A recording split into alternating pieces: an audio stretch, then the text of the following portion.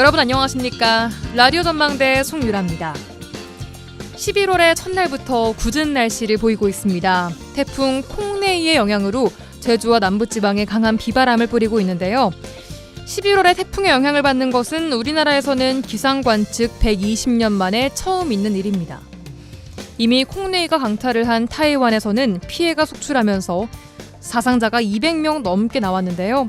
태풍 피해 없도록 주의를 기울이셔야겠습니다. 정치권에서는 명태균 태풍이 여전히 강한 세력을 유지하고 있죠. 어제 명태균과 윤 대통령 간 통화 녹취록이 나오면서 전국이 혼란스러운데요. 오늘 국회 운영위에 대통령실 국감에서도 증인 채택 여부, 대통령실 주요 증인들의 불출석을 두고 여야가 설전을 벌였고요. 주요 증인인 명태균 씨는 건강상의 이유로 불출석했습니다. 전국을 큰 혼란에 빠뜨린 본인만 태풍의 눈 속에서 여기저기에서 말로 태풍을 불러일으키고 있습니다. 이제 이 태풍 속에서 무엇이 남고 무엇이 쓸려가버리고 말지 알 수 없는데요. 확실한 건 선량한 대중의 보편적 양심으로 잣대를 삼아야 한다는 것 아닐까요? 오늘 라디오 전망대가 준비한 소식입니다. 지역 소식들 뉴스 브리핑 통해 들어보고요. YMCA 토론, 민원 해결사까지 이어집니다. 잠시 후에 뵙죠.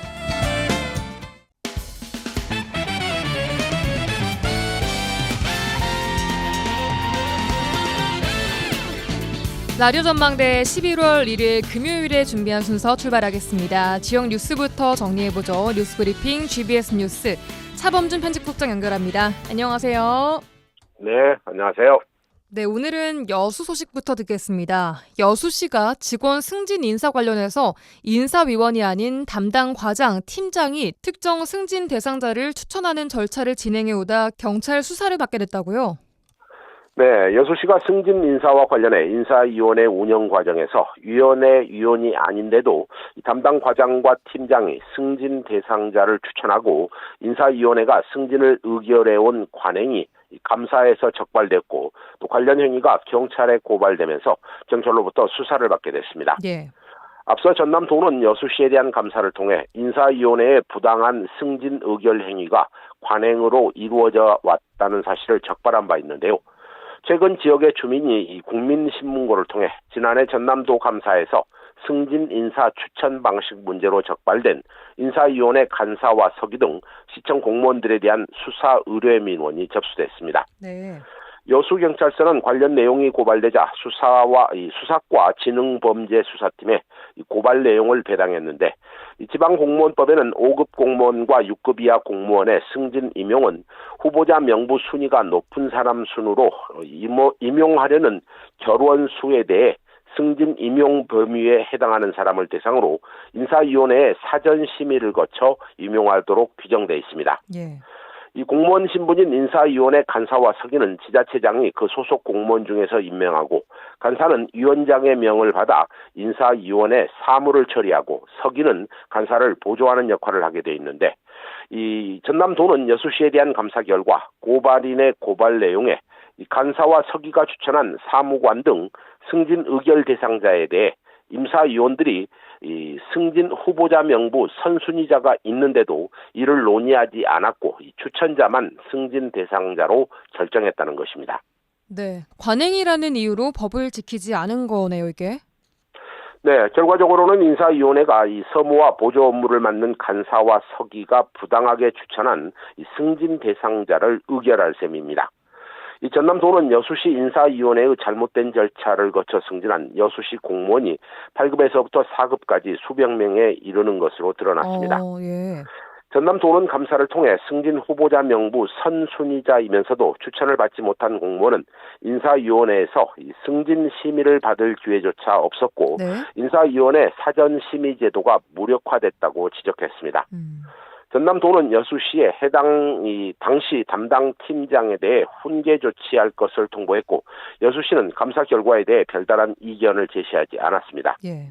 이번에 경찰로부터 수사까지 받게 된 인사위원회의 인사 추천 방식은 그동안 지자체장의 의중이 과도하게 반영될 수 있다는 부정적인 인사 관행으로 지적돼 왔습니다.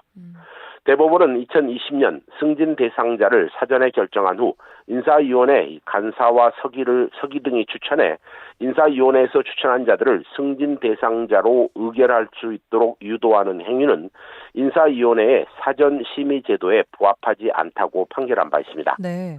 이 고발인은 인사위원회 간사와 서기가 인사위원이 아니면서 이 공무원 승진에 부당하게 영향을 끼쳤다며 경찰이 조속하게 수사해 혐의 사실을 입증해달라고 요구했고 여수 경찰은 관련 내용을 파악한 후 해당 공무원 등을 조사하겠다는 계획입니다. 네, 대법원 판결까지 나온 잘못된 관행을 여전히 지키지 않고 또 여수시가 답습하고 있다는 점에서 문제가 있어 보입니다.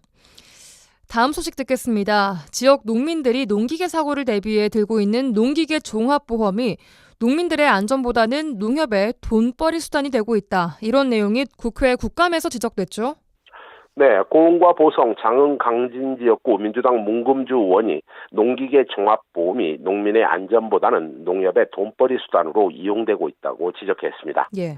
이 문금주 의원은 농민의 안전을 보장하기 위한 필수 보험으로 꼽히는 농기계 종합보험이 타 보험에 비해 농업인들의 분담률이 크고 또 전체 보험의 평균 영업이익률 역시 높은 것으로 나타났다며 해당 보험이 농민을 위한 보험이라고 하지만 사실상 농협을 배불리는 보험이라고 평가했습니다. 예. 농림축산식품해양수산위원회 소속인 이 문금주 의원이 농협 손해보험으로부터 제출받은 농기계 종합보험 영업이익 현황에 따르면 최근 4년 동안 이 농기계 종합보험에 대한 농협의 영업이익금이 무려 400억 원에 이르고 평균 영업이익률도 14.6%에 달하는 것으로 나타났습니다. 네, 정말로 농민들을 위한다면 영업이익을 낮춰서 농민들의 보험료를 좀 낮춰야 하는 게 아닌가. 이게 또 농협의 역할이 아닐까 싶은데 어떻습니까? 네, 농협이 운영하는 보험 상품 농기계 종합보험은 이 농기계 운행 작업 중 사고가 발생했을 경우 인적, 물적 피해를 보장하는 상품인데요. 지원 가입 대상 기종은 경운기나 트랙터, 콤바인, 승용 이양기 등 총 12종입니다. 농업경영체에 등록한 만 19세 이상의 농업인과 농업법인이라면 누구나 가입할 수 있어 이 농업인들 사이에서는 필수 보험으로 꼽히고 있습니다. 그런데 농협이 운영한 이 농기계 종합보험은 이 농협 손해보험의 전체 보험과 비교해보면 평균 영업이익률이 전체 보험의 평균 영업이익률인 3%와 비교해 무려 4.8배나 높은 것으로 나타났습니다. 예.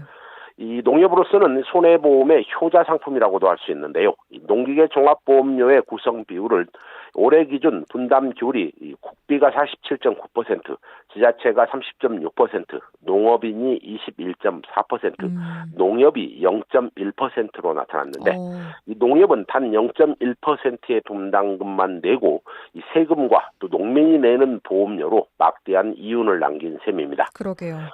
농협 분담금은 거의 0%대로 지원하고 이 공적 보험 성격이 높은 농기계 보험에 이 농협이 이른바 이 빨대를 꼽고 이윤을 챙겨온 셈인데요. 이 감사에서 문제점을 지적한 문금주 의원은 다른 상품은 몰라도 이 농기계 종합보험만큼은 돈벌이 수단이 되어서는 안 된다며 농업 지원금의 분담률을 높이고 농업인의 부담은 낮춰서 이 농민들의 보험료 부담을 덜어줘야 한다고 주장했습니다. 네, 농협의 존재 이유를 망각한 보험 상품이다. 이런 지적을 피하기 힘들어 보입니다. 시급히 개선 필요해 보입니다. 네, 오늘 지역 뉴스 여기까지 듣겠습니다. 뉴스 브리핑 GBS 뉴스 차범준 편집국장이었습니다. 수고하셨습니다. 네, 고맙습니다.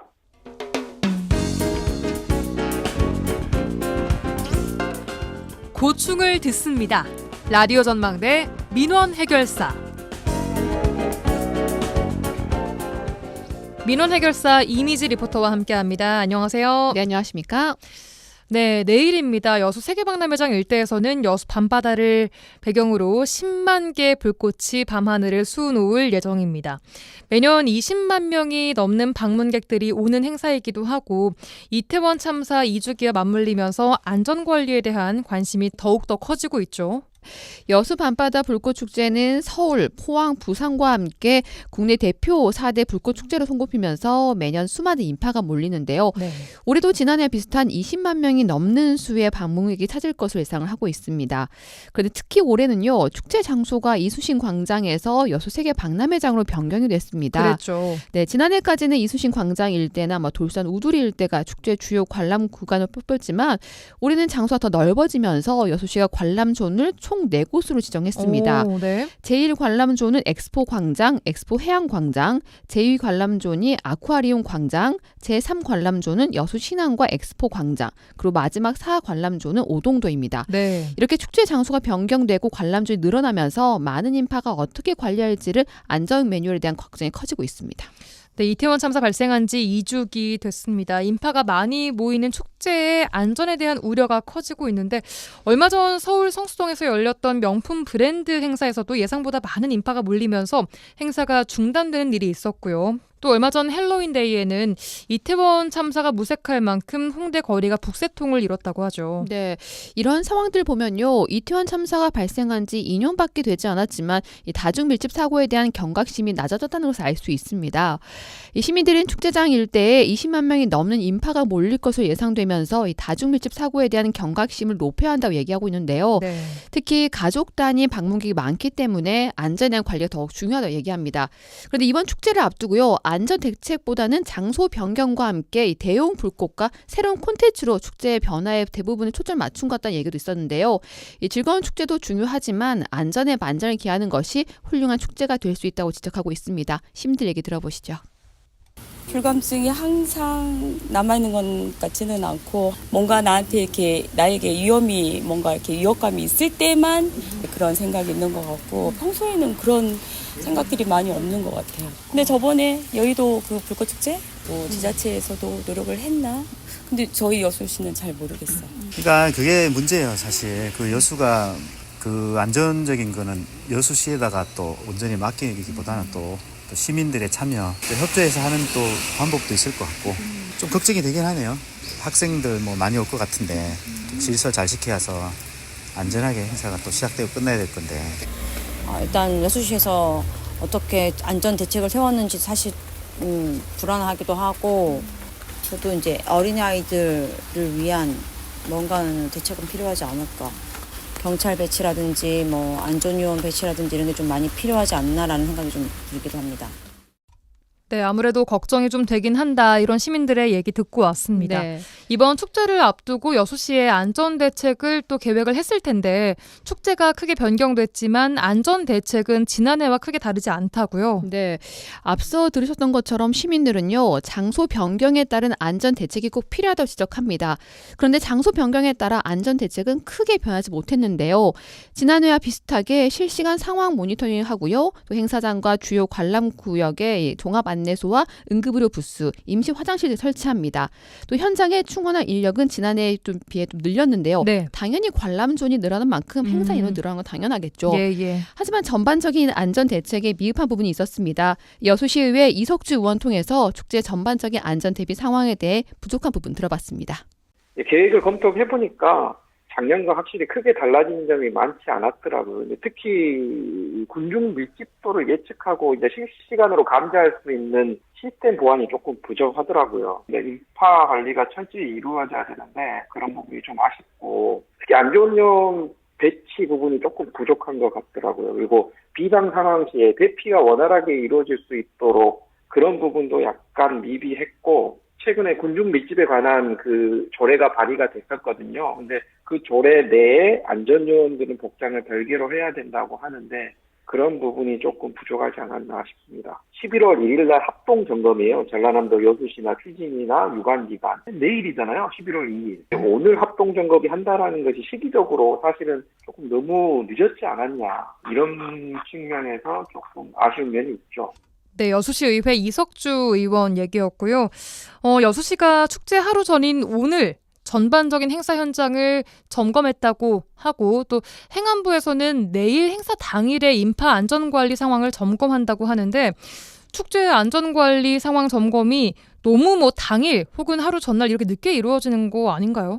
행정안전부에서는요, 여수 밤바다 불꽃 축제가 올해 장소를 변경한 만큼 철저한 안전관리가 요구된다면서요. 이 축제 인파 안전관리 대책 전반을 살피고 공연 무대와 관람존 등 이 현장 안전관리 실태를 점검한다고 합니다. 네. 저희가 일정을 알아본 결과요, 내일 오후 3시 30분에 도착할 예정입니다. 누가요? 행안부 관계자들이요? 네, 맞습니다. 그런데 행사가요, 행사 몇 시죠? 2시간 뒤인 오후 5시 30분에 식전 행사를 시작합니다.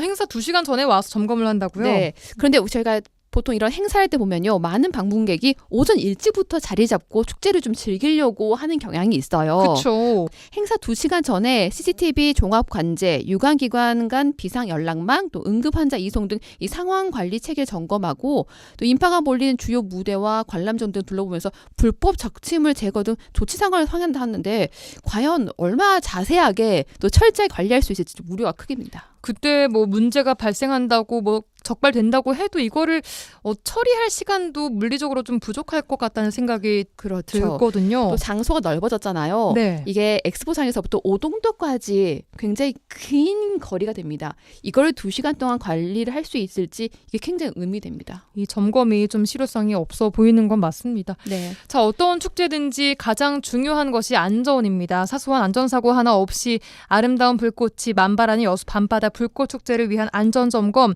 반드시 꼼꼼하게 필요해 보입니다. 네, 오늘 이야기는 여기까지 듣겠습니다. 이미지 리포터였습니다. 수고하셨습니다. 네, 감사합니다.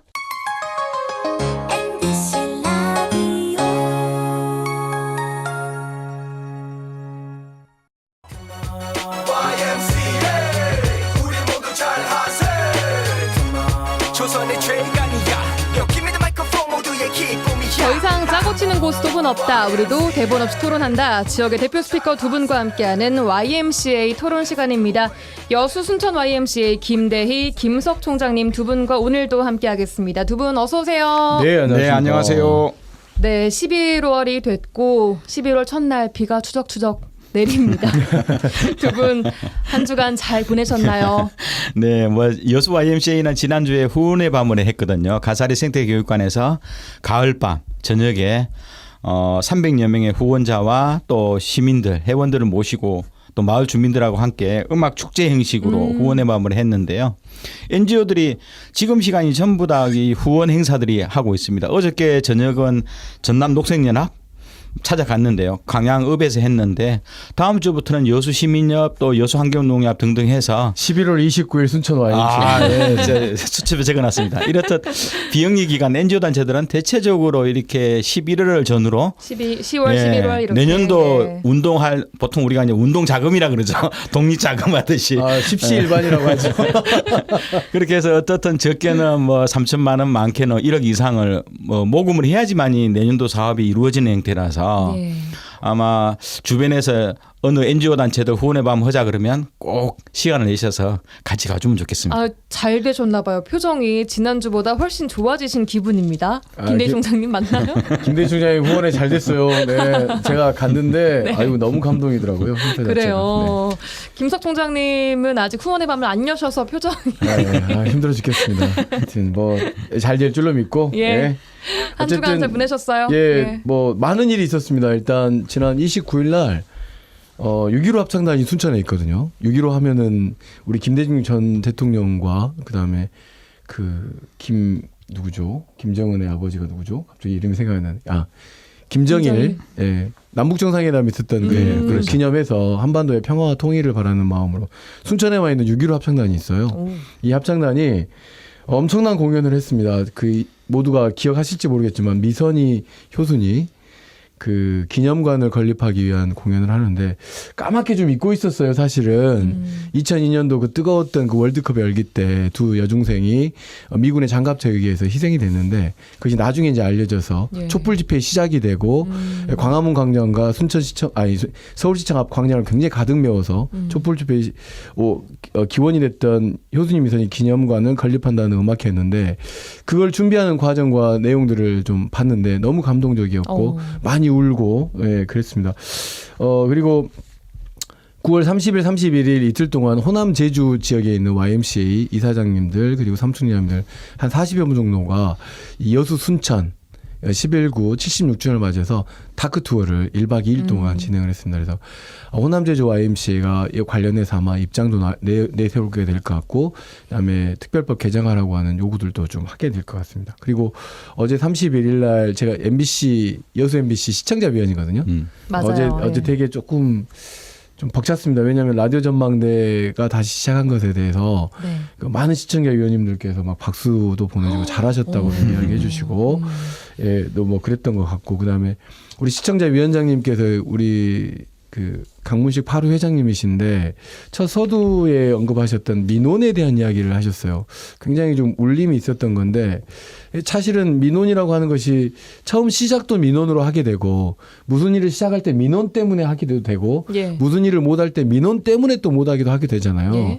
이 민원이라고 하는 것이 원래 가지고 있던 본래 취지가 너무 좀 이상한 쪽으로 가고 있는 건 아닐까라고 하는 그런 취지 이의 말씀이셨는데, 그 민원이라고 하는 것에 대해서 다시 한번 좀 깊이 있게 좀 생각해야 되는 그런 그 초반부 서두 말씀이 좀 기억에 좀 쟁쟁하게 남습니다. 하여튼 알겠습니다. 어제 여수 시청자 MBC 시청자위원회는 되게 많은 이야기들도 나눴고, 그래요. 그중에 좀 라디오 전망대 일부를 차지해서 좀 뿌듯했습니다. 예. 감사하기도 하고 더 열심히 해야겠다는 생각이 듭니다. 예, 한 주간 또 바쁘셨습니다. 자, 오늘 주제 토크 바로 들어가 보도록 하죠. 지역에서 새롭게 대규모 단지를 뭔가 조성을 할 때 빠지지 않는 이야기가 대형 복합 쇼핑몰 입주 추진입니다. 순천시는 노관규 시장 후보 시절부터 스타필드 유치를 내세웠고, 광양시는 올해는 좀 조용하지만 작년에 창고형 대형 유통시설이죠. 코스트코 유치를 위해서 TF까지 꾸렸다라는 얘기가 있습니다. 대형 복합 쇼핑몰 유치, 지역엔 과연 약인가 독인가에 대한 오늘도 조금 어려운 이야기 두 분과 함께 해보도록 하겠습니다. 자, 먼저 지난 대선의 이 문제가 광주 지역을 달궜습니다. 나오는 선거 때마다 매번 나오는 단골 공약이 대형 복합 쇼핑몰 유치인데, 정치적으로 이런 공약들이 필요하다 이렇게 해석할 수 있겠죠. 김대희 총장님. 네, 제가 보기에도 현실적으로 지방자치단체장이나 아니면 총선 나오는 여러 후보들도 이제 대형 쇼핑몰 문제를 공개나 이야기하는 거고요. 뭐 지난 그 4년 전 총선이 4년 전에 일어났을 때도 강주 내에서도 굉장히 이게 공약으로 후보들이 많이 냈던 건데, 대선 때는 확실하잖아요. 강주 전남의 주요 공약 5대 공약 안에 강주에 대형 쇼핑몰을 내겠다는 것이 윤석열 후보가 당시 냈던 공약이었고, 민주당은 이제 반대를 했죠. 고민 끝에. 그런데 이제 강주는 지금 3개의 대형 쇼핑몰이 이제 들어와요. 그래서 지역 상권하고 지금 상당히 많은 분란을 가지고 있는데, 저희 여수도 좀 그래요. 옛날 박람회장 2012년 박람회가 성공되고 나서 거기에 대형 아울렛 매장이 들어온다는 문제를 가지고 당시 10년 전에는 저희 여수 YMCA도 공개적 반대를 좀 했었어요. 지금 시간이 한 10년 지나서 물어보니까 박람회장은 아니고요. 어떻든 이 전남 동부권 지역에 대형 쇼핑몰은 필요하지 않냐는 것이 의외로 생각보다 많이 일어나고 있더라고요. 그래서 이게 세상의 변화뿐만 아니라 소비자의 입장 속에서는 지역도 살 수 있고, 어떻든 소비자가 보다 질 좋은 품질을, 그러니까 높은 그 제품, 그래서 보다 더 저렴한 가격에 살 수 있는 형태로 뭔가 좀 소비의 트렌드가 변화되고 있기 때문에 이거 마냥 반대하는 것도 좀 문제가 아닌가 하는 느낌도 주변에 많이 일고 있는 게 사실입니다. 네, 그렇습니다. 김석 총장님 어떻게 보세요? 이런 공약들이 정치적으로 필요하다라는 주장이에요? 일단은 그 정치 유권자를 소비자 관점에서 놓고 본다고 하면, 무엇보다 이런 공약을 내걸 수밖에 없는 정치권의 뭐 어떻게 보면 정책의 한계를 드러낸 것이기도 하지만, 한편으로는 소비자들이 요구하는 것을 충족해 준다라고 하는 정치권의 어떤 중요한 역할로서 이 공약을 내세우는 것은 조금 이해가 되기는 합니다. 예. 근데 이제 과거에 이제 광양의 LF 아울렛 그렇고, 그다음에 순천 신대 지역의 코스트코와 관련해서 반대 운동을 굉장히 좀 격렬하게 했던 그 시민단체 활동가 한 사람으로서, 또 당시 시의원 때도 그랬는데, 김대희 총장님도 말씀드렸지만 최근에는 소비 패턴 문화가 좀 많이 바뀐 것 같아요. 특히 서울 경기 지역에 계속 인구가 몰리는 가운데서 송유라 아나운서 잘 아시겠지만 아울렛 데이트, 뭐 아울렛에서 거의 주말을 보내는 식구들이 되게 많죠. 거기 가면 모든 것들이 다 그냥 하루 종일 네. 시간을 보내도 하루 종일 다 못 보거든요. 맞습니다. 그날. 네. 여행지 가는 것보다 아울렛 가는 게 어떻게 보면 그 개인의 만족도를 높이 준다라고 하는 그런 평가들이 사실 있기도 하죠. 근데 그러다 보니까 지역에 이런 뭐 스타필드가 됐든지 간에 이런 대형 그 종합 쇼핑몰들이나 아니면 뭔가 좀 신선한 새로운 문화가 좀 있었으면 좋겠다라고 하는 요구들을 정치권에서 공약으로 내세우고 있는데 예. 사실상 이 비즈니스 영역의 문제인 거잖아요. 어쨌든 그렇죠. 뭔가 수익성을 내야 수익성을 하는 내야 거고. 하기 때문에 가능한 건데 그런 부분에서 조금 이렇게 서로가 충족되고 있지 못하고 있는 것이 좀 드러나고 있는 것 같습니다. 예. 근데 앞으로 지방선거 때나 총선 영역에 이렇게 대형 쇼핑몰 영역이 공약으로 계속 나올 수밖에 없는 것 같아요. 저도 사실상 광양에 있는 LF 쇼핑몰을 솔직히 올 봄에 가봤다 왔어요. 처음으로 갔다. 그 전까지는 한 번도 안 가셨어요? 예, 저는 가보지도 않았고. 어떻게 그럴 수가 있죠? 그리고 작년에 제가 출장 때문에 김해에 출장이 있어서 우리 직원들 4명하고 같이 갔다 왔거든요. 아울렛. 예, 나오면서 출장 나오면서 우리 직원들이 가더라고요. 그래서 가봤는데 저도 와 입이 다물어지지 않았습니다. 근데 왜냐하면 저는 처음이었거든요. 이런 것이요. 처음이었는데 그 대형 아울렛이나 이런 복합 네. 쇼핑몰에 가는 것이요. 예, 처음이었는데 우리 직원들 3명은 2번씩 왔다 간 거예요. 그러면 여수에서 김해까지 200km인 거예요. 대형 쇼핑몰은 기본적으로 한 150에서 200km 정도의 자기 영향권을 두고 있고요. 어떤 사람 같은 경우는 경기도 여주까지도 간다더라고요. 그만큼 어떤 저는 가봤습니다. 네, 그죠. 실제. 그런 건가요? 예. 저는 이거 처음 본 거예요. 여주 굉장히 커요. 거기. 예, 예. 광양만 가더라도 제가 입이 벌어졌는데 그만큼 저희 뭐 시대에 뒤떨어졌다고 보지만 한편으로는 지금 정상적인 가정생활이라든가 지역 경제 영역에서도 이런 것들을 이제 고민할 수밖에 없는 구조. 뭐 이렇게 좀 봐야 돼요. 예전에 그 어떤 드라마에서 그랬잖아요. 여수하고 순천을 비교하는데 백화점 있냐 없냐. 백화점 예, 있냐 없냐. 기억이 그러니까 납니다. 그만큼 중요한 소비적 예. 영향이 있다고 하지만 이제 좀 걱정이 많죠. 저희는 어쨌든 그 지역사회 안에서 공동체를 고민하지 않을 수 없는데 그렇게 한 곳에 집중되어 버리면 음식점 뭐 곳들이 곳곳에서 지금도 이제 아시겠지만 순천에 굉장히 좀 번화가 있던 순천 중앙동 도시행의 선도 지역이기도 했고 한편 중앙동에 지금 많은 분들께서 좀 이용을 좀 해주십시오. 지금 뭐 곳곳에 좀 임대가 붙어 있어 되게 좀 보고 있는 사람들이 예, 속상하기도 한데 그런 영향들을 미치고 있다. 네. 네, 뭐 복합 쇼핑몰은 아니지만 동부 지역으로 좁히면은 대형 창고형 쇼핑몰이라고 하죠. 코스트코, 이마트 트레이더스, 이케아 같은 이런 것들도 입점 계획들이 나오기도 했었고 또 다시 엎어지기도 했었고 그랬습니다. 코스트코는 광양뿐 아니라 순천시에서도 유치를 위한 접촉을 뭐 한 10여 년 전부터 있어 왔던 것으로 알고 있고 여수도 이마트 트레이더스가 들어오려고 했다가 무산되기도 했습니다. 자, 이렇게 지자체들이 그 지자체 차원에서 대형 쇼핑몰을 유치를 하려고 힘을 쏟는 이유는 뭐라고 보세요? 김대희 총장님. 제가 보기에는 어떻든 이게 또 모순되기도 하지만 지역 상권 문제거든요. 기존의 전통시장과 기존의 상가 중심으로 형성되었던 지역의 전통적인 상권 자체가 과연 앞으로 경쟁력이 있는가. 특히 이제 코로나19 때문에 휘청했고요. 그리고 사실상 요즘은 이제 기후변화 문제로 덥거나 추울 때 실제적으로 이렇게 지역 상권 문제 활성화가 안 됐던 측면이 있어서 가급적이면 지역의 일자리도 만들어내고요. 새로운 지방세 소득도 되고 또 실제로 유권자의 대부분이라고 할 수 있는 이 소비자층들이 어떻든 새롭게 원하는 욕구가 있는 거거든요. 이걸 좀 만들어내므로써 지역의 새로운 변화와 활력을 주려는 것. 예를 들어서 제가 보기에도 김해 정도의 대형 메터 200km를 가는 이 동부권 지역에 있다면 짧은 시간 안에 어떻든 예, 유권자들이 원하는 행태를 아마 좀 제공하려는 그런 흐름이 있는 거고요. 그래서 지자체는 이게 양면의 칼이라고 이해하면서도 불구하고 그러면 새로운 변화를 시도하려는 그런 좀 정책적 내용도 좀 있다고 좀 보는 거거든요. 저는 이제 보세요? 이거 네. 대단히 중요한 능력이라고 생각하는데 이걸 유치하겠다라고 하는 그냥 말 그대로는 되게 쉬운 방법이에요. 근데 이제 지금 방식대로 하게 된다라고 하면 법인의 주소가 서울이나 경기 이런 데 두다 보면 결국은 법인세를 어디서 내게 되냐면 그쪽에서 내게 됩니다. 그러니까 무슨 이야기냐면 지자체에서 공약으로 이걸 내세운다고 하면 이 정말 독립체산제 방식으로 그러니까 광주의 신세계처럼 법인을 순천에다 또는 광양에다가 여수에 둠으로 인해서 말 그대로 경제적 이익 측면에서 이걸 유치한다고 한다면 그런 방법도 반드시 강구해야 된다. 무슨 뜻이냐. 지자체가 이 문제를 활성화하려고 하는 것은 결국 경제적 이익과 지역 활성화라고 볼 수 있거든요. 지역 활성화는 좀 이해가 되지만 경제적 이익이 과연 우리 지방자치단체에 들어오는 거냐. 우리가 어떻게 들어와야 됩니까? 세금으로 들어와야 되잖아요.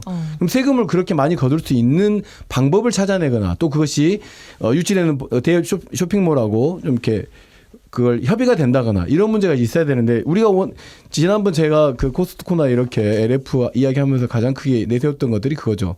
주소를 우리 시에다 둬라. 주소를. 근데 그거 모르시죠? 주소를 네, 우리 시에다 몰랐어요. 두지 않으면 결국은 빨대를 우리 지역의 상권에다 꽂아놓고 소비자들이 내고 있는 많은 비용들이 결국은 법인세를 어디서 내고 있냐면 본사가 있는 지역에서 낼 수밖에 없는 상황이기 때문에 소비자는 좀 그런 것들도 고려해야 되는 상황이다라고 볼 수 있는 지금 거죠. LF 같은 경우에 어떻게 돼 있나요?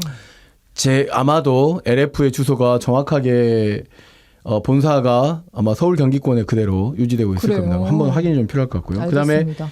왜 그러냐면 그렇게 되면 지방자치단체가 지역 상생 기금이라고 하는 것을 만들어서 그 기금을 가지고 대형 쇼핑몰이나 이런 어떤 왔을 때에 그 어려움을 겪는 중소상인들을 도울 수 있는 구실들을 만들어낼 수 있거든요.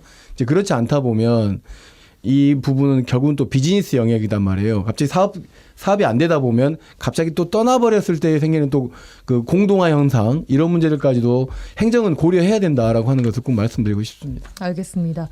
자, 그나마 가장 최근에 노관규 순천시장의 공약 중에 하나인 신대주구 스타필드 유치가 아직까지도 지지부진한 상황입니다.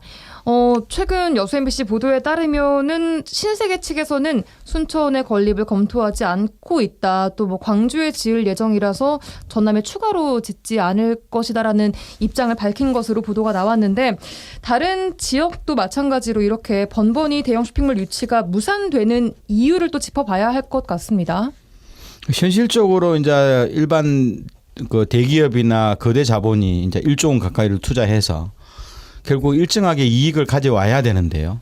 그렇다 보면 이 소비층이 형성되고 있는 그 거대 권역들, 광역 단위의 결국은 그 소비층들이 결국은 투자를 할 때 따져볼 수밖에 없는 구조거든요. 그러니까 수익이 날지 말지. 그런 측면이어서 강주에 만일 대규모 지금 3개 정도가 있지만 이게 제를 정착을 한다면 전남 서부와 동부는 강주로 사실상 흡수되는 경향이 있기 때문에 예. 투자의 가치는 상당히 좀 사라질 거다 이렇게 보는 거고요.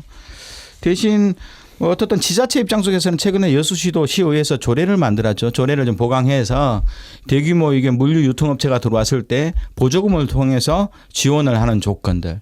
하지만 저 지역 상권 문제가 있기 때문에 이 대규모 상권이 들어왔을 때 20% 30% 지역의 소상공인들이 입주하도록 하거나 아니면 지역의 특산물이라든가 지역의 농수산물을 의무 구매하도록 하는 좀 대안들을 내고도 있지만요.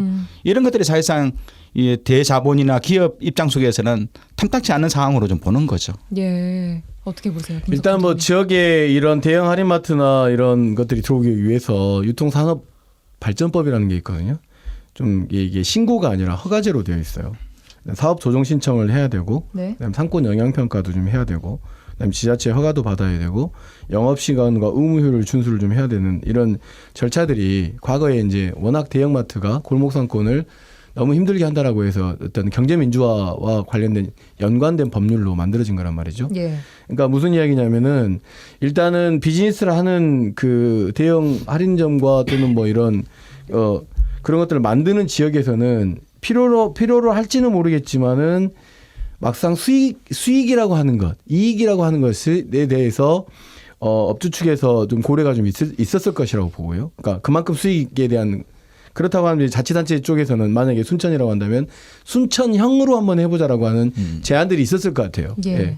그런 것들이 지금 잘 조정되고 있지 않은가라고 못했지 않았는가라고 생각이 들고. 순천형이라는 건 어떤 거? 예를 들면 너무 수익에 맞추지 말고 지역 상생 뭐 방안이라든지 이런 것들을 저는 잘 모르니까 했을 가능성이 높죠. 근데 우리가 이제 가지고 있는 영역은 행정이란 말이에요. 비즈니스 영역이 아니라.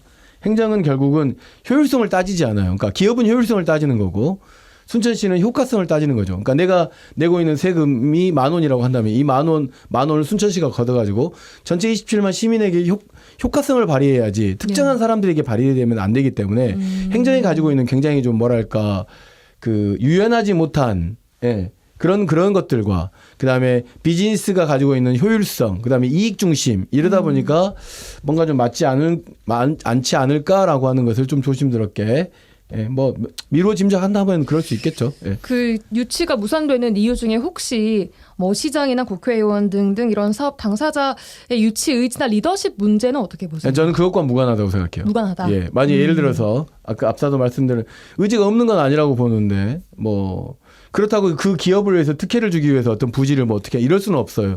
자치단체장이. 이제 그런 것도 여러 가지 방법을 고려하겠지만 결국은 그걸 들어와서 사업하는 사람은 순천시가 아니라 신세계가 들어와서 사업을 할 텐데 사업성이 맞냐 맞지 않느냐라는 것을 굉장히 중심 고려 사항으로 삼겠죠. 예. 알겠습니다. 제가 이제 시장이라고 보면요, 시장이나 뭐 도지사 입장으로 본다면 그냥 대규모 대형 쇼핑몰이 들어올 때 그냥 두진 않을 것 같아요. 꼭 들어와야 된다면 조건이라는 게 있잖아요. 예. 물론 이제 법적으로는 전통시장으로부터 1km 이내는 지을 수 없고, 그리고 이런 대형 쇼핑몰은 지역 소상공인들과 협의를 해야 돼요. 협의가 그렇죠. 의무 조건이거든요. 예. 이런 거 말고도요, 최소한 대형 쇼핑몰이 들어온다면 30%는 지역의 소상공인들이 우선 입주하도록 해라. 그리고 대규모 물류에 있어서 30%는 에서 지역의 농수산물을 의무 구매해 달라. 뭐 이런 다양한 조건을 낼 수밖에 없거든요. 예. 근데 이것은 대형 쇼핑몰은 수익성과 관련되어 있는 문제거든요. 하지만 지역의 시장이나 자치단체장들은 이 조건을 걸 수밖에 없거든요. 그리고 여기에 상시되는 인력이 뭐 100명이다 그러면 이 중에 최소한 절반 정도는 지역 사람을 정규직으로 아니면 인력으로 채용해 달라, 이 조건을 걸 수밖에 없는데, 저는 그렇게 자치단체장 해야 된다 보는 거거든요. 예. 이것이 이제 지역 상황에 맞게 그 지역형이 나오는 거예요. 아, 이건 여수형, 이건 뭐 광양형. 순천형, 뭐. 광양도 제가 듣기로는 LF도 일정하게 광양 지역에 있는 소상인들의 입점을 처음에 보장하면서 갔잖아요. 그런데 이런 것들이 이제 지역 상황에 맞게 지역 소상인들과 합의가 된다면 더욱더 지역 상황에 맞는 독특한 이러한 운영 형태가 나올 거라 좀 보는 거죠. 네, 수익성 이야기가 사실은 가장 크게 자꾸 나오는 상황인데 어찌 보면 좀 약간 슬픈 현실 같기도 합니다. 저는 예. 네. 지역민들 특히 젊은 층을 중심으로 소비 패턴이나 인식이 또 변하고 있다는 말씀도 해주셨는데 반면 동시에 또 소상공인의 무덤이라고 불리기도 합니다. 대형 복합 쇼핑몰, 이 뜨거운 감자 지역에는 그렇다면 약입니까 독입니까? 김대희 총장님 한마디로 뭐 둘 중에 하나로 뭐 정하기 어렵겠지만 그러죠. 정말 복합적인 사안이겠지만 그럼에도 예, 제가 보기에는 아까 이제 젊은층 이야기인데요. 이 이야기 먼저 하고, 저는 올 초에 이제 저희 집사람하고 광양을 가봤잖아요. 근데 우리 아들한테 물어봤거든. 우리 아들은 한 10번 이상을 왔다 하더라고요. 그만큼 젊은 층들은 이걸 선호하는구나. 뭐 날씨와 관계없이 얼마든지 갈 수 있고, 그곳에서는 아까 말씀하신 것처럼 5시간이고 10시간이고 영화도 볼 수 있고 다양한 취미생활도 할 수 있고 먹거리도 있으니 가는 건데, 어떻든 지역은 젊은이들이 이제 놀거리 볼거리 뭐 이런 것이 없으니까 그런 것들도 선호하는 것 같아요. 그래서 저는 일정하게 그렇게 한다면 지역의 대형 쇼핑몰이 어차피 지역의 취미나 문화 여가의 공간마저도 제공한다면 좀 새롭게 지역사회하고 좀 합의해서 다양한 형태로 나올 수 있도록 건전하게 어떤 뭐 그런 프로그램이나 공간들을 제공하도록 좀 고민해보는 형태는 어떨까. 이게 이제 독이냐 뭐 약이냐 이렇게 하기에는 좀 단편적으로 결정하기는 좀 그런 내용이네요. 충분한 논의가 있다면 약이 될 수 있다. 네, 그러죠. 얼마든지 될 수 있고요. 사실상 이렇게 중소통합형 도시에서는 청년들이 좀 놀거나 뭐 즐길 거리가 없는 것은 사실인 거잖아요. 알겠습니다. 김석 총장님. 네, 저는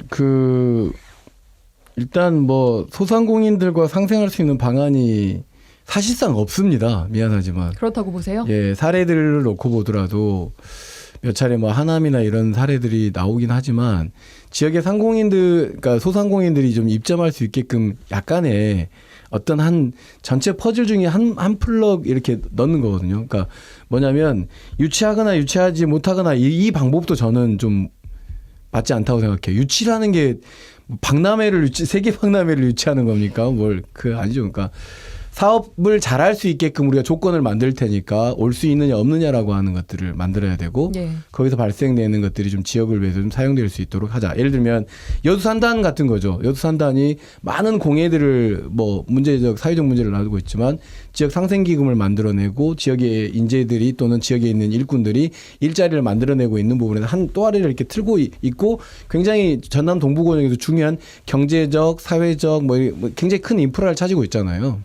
근데 그럼에도 불구하고 많은 문제점들을 가지고 있는 것과 마찬가지로 이거를 다시 대형 쇼핑몰로 같다라고 보기는 어렵지만 네네. 쇼핑몰이 가지고 있는 이득이 분명히 있죠. 그 이득을 반드시 취하는 것은 행정의 영역이 아니라 저는 여전히 사업적 영역이라고 생각을 하는 겁니다. 그러니까 알겠습니다. 유치라는 표현보다는 그냥 사업 기업 프렌들리 전략을 쓸 테니까 특히 유통산업 관련된 부분들이 우리 지역에서 좀 사업을 해 주십시오라고 하는 이런 요청들은 자치단체장들이 좀 필요하긴 하지만 너무 막 유치를 막 공약화하고 막 이런 것은 저는 적절한 정치적 그 행위는 아니지 않느냐라고 조심스럽게 생각합니다. 그런데 실제로 이제 여수가 관광 도시의 이미지를 가지고 가는데요. 그럼 수많은 관광객들은 여수의 전통시장과 여수의 기존 상권들을 많이 이용하거든요.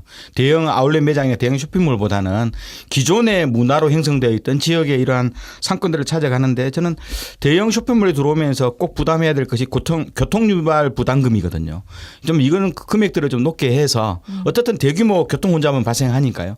그래서 여기서 생긴 교통유발 부담금을 전통시장이나 기존 상권의 어떤 교통 문제를 개선하는 비용으로 써서 어떻든 기존의 상권들도 그런 사례는 없어요. 그러니까. 아니요. 그러면 좋겠는데. 결국은 이제 지역의 기존 상권들을 활성화시키는 자금으로 좀 활용하는 방법은 필요하다고 봐요. 특히 이제 여수 같은 경우는 이 대규모 쇼핑몰이라든가 대규모 기관들의 교통유발 부담금이 거치지 않는 것에 대한 문제도 좀 제기되고 있거든요. 그래서 그렇게 하려면 법도 바꿔야 되고 네네. 다양한 제도를 좀 만들어야 되는 상황이기 때문에 그건 우리 바람이죠. 그렇게 하면 얼마나 좋겠습니까? 기업 차원에서도. 근데 이제 저는 이제 한 가지는 원가 계산을 좀 해볼 필요가 있다. 원가 계산? 예를 들어서 대형 쇼핑몰이 들어왔을 때 우리 지역 경제 활성화 어느 정도 되고 고용이 어느 정도 되고 그다음에 방금 말씀하신 것처럼 어떤 교통이 한 곳으로 집중될 거 아니에요. 그래서 생기는 사회적 비용은 어느 정도 되고 그다음에 그런 것들이 좀 원가 개선이 된다라고 하면 이 쇼핑 그리고 기본적으로 쇼핑몰 가서 문화적 소비적 득이 있는 거잖아요. 소비자들은 그 득이 가지고 있는 또 원가는 좀 어느 정도 되는지 이런 것들을 조금 산출해보는 정도의 좀 연구들이 좀 있으면 노력 필요하다. 갈등이 조금 과학적으로 좀 해결되지 않을까? 라고 하는 그런 생각을 갖고 있습니다. 알겠습니다. 마지막으로 추가적으로 지역의 공동체 구성원들과는 또 어떤 논의가 있어야 한다고 보시나요? 제가 보기에는 어떻든 기존의 대형 쇼핑몰이 들어오면서 영향을 받을 수밖에 없는 영역은 전통시장이라든가 기존 상가 영역 있을 수밖에 없거든요. 그랬을 때 아까 뭐 김석준 의원님 말씀하셨다시피 정확한 좀 데이터를 산출해서 그에 대한 피해 규모를 역산해내는 과정 속에서 어떻든 저는 그래도 상생 모델을 만들어야 된다 봐요. 지역 소상공인들이 대형 쇼핑몰이 들어온다면 어떻든 살아야 되는 측면이 있어요. 물론 지역의 이제 물류라든가 지역의 특산물이라든가 지역의 농수산물에 대한 판로는 활성화되겠지만 문제는 이제 이것을 가지고 또 소상공인들에 대한 여전히 생존의 문제가 있기 때문에요. 요걸 좀 기본 근간으로 해서 지자체도 마냥 들어오면 좋은 것이 아니라 지역에 또 실익이라는 것을 객관적 데이터로 좀 뽑아낼 필요는 있다고 봐요. 그걸 통해서 사회적 합의나 또 논의 과정을 중재할 수 있는 근거가 되기 때문에 이러한 조건으로 가야 되는 거고요. 그래서 무엇보다도 이걸 통해서 피해를 입을 수밖에 없는 계층을 대상으로 어떻든 편익을 어떻게 제공할 것인지도 좀 집중적 논의가 돼야 된다고 좀 보는 거죠. 알겠습니다. 마지막으로 김석준 저는 이제 네. 오래전에 이 관련해서 그 한국행정학회에서 발표를 한 적도 있어요. 그래서 어떤 영향을 미치는지에 대해서 제가 시의원 때인데 근데 어쨌든 분명한 건 지역 소상공인들하고 그 전통시장 매출이 감소합니다. 매출이 감소할 수밖에 없고 감소되면 결국은 경제균형이 무너지는 거잖아요. 그러니까 어두운 영역이죠. 근데 이런 것들에 대한 이야기를 우리는 단순히 상생이라고만 이야기를 해요. 그 상생의 구체적 방법은 미안하지만 없습니다. 그러니까 일정 부분 세금을 좀 더 내는 거 기업 차원에서는 그다음에 지방자치단체에서는 그 무너지는 상권과 관련해 가지고 뭔가 보호 조치를 일부 하는 것 이외에는 그걸 살릴 수 왜냐하면 이 모두가 다 산업적 영역이고 비즈니스 영역이기 때문에 행정이 깊게 관여할 수 없어요. 마치 상생의 모델이 있는 것처럼 하는 것도 저는 너무 과도한 측면이라고 생각하거든요. 그러니 비즈니스 영역은 비즈니스 영역에서 다만 행정이 비즈니스가 잘 되면 지역사회 세금이 많이 걸치기 때문에 그렇게 될 수 있도록 요청하고 뭐 필요한 것들을 좀 마련해 줄 수 있지만 이게 과도하게 상생 뭐 방안이 있다 뭐 이렇게 과도하게 이야기하는 것은 너무 멀리 나가는 것이다라고 생각하고 다만 네. 어쨌든지 간에 오늘 주제가 지역이 약인가 독인가라고 놓고 본다고 하면 네. 저 역시 과거에 비해서 생각은 좀 많이 바뀌었고 바뀌었어요. 네. 아울렛을 통해서 문화적 뭐 이런 환경들이 만들어지고 있는 것을 무시할 수 없는 상황이기 때문에 좀 적절히 균형을 좀 자치단체가 좀 잘 맞출 필요가 있다고 생각합니다. 네, 알겠습니다. 사실 뭐 소비 형태도 워낙 다양해지기도 했고 온라인을 포함해서 맞습니다. 그래서 네. 정말 더 복합적으로 논의를 깊이 해봐야 할 문제인 것 사실은 같습니다. 굉장히 큰 장치 산업이라고 볼 수 또 있는 거거든요. 그러니까 네. 그런 부분도 고려가 돼야 된다고 봅니다. 알겠습니다. 자, 오늘 지역의 대형 복합 쇼핑몰 유치, 지역에는 약인가 독인가에 대한 이야기 두 분 YMCA 총장님, 여수 김대희 순천 김석 총장님과 함께했습니다. 두 분 고맙습니다. 네, 감사합니다. 라디오 전망대 11월 1일 금요일에 준비한 순서는 여기까지입니다. 자, 오늘 11월 첫날 비가 종일 내리고 있는데요. 비는 내일 오전까지 남해안을 중심으로 강한 바람과 함께 이어질 예정입니다. 전남 남부 지역에는 30에서 80mm, 많은 곳은 100mm 이상의 많은 비가 예보돼 있으니까요. 대비를 잘 하셔야 될 것 같습니다. 또 일요일 아침에는 큰 폭으로 기온이 떨어지니까요. 건강관리에 유의하시기 바랍니다. 저는 다음 주 월요일에 오겠습니다. 구성 이선화, 연출 송유라였습니다. 고맙습니다.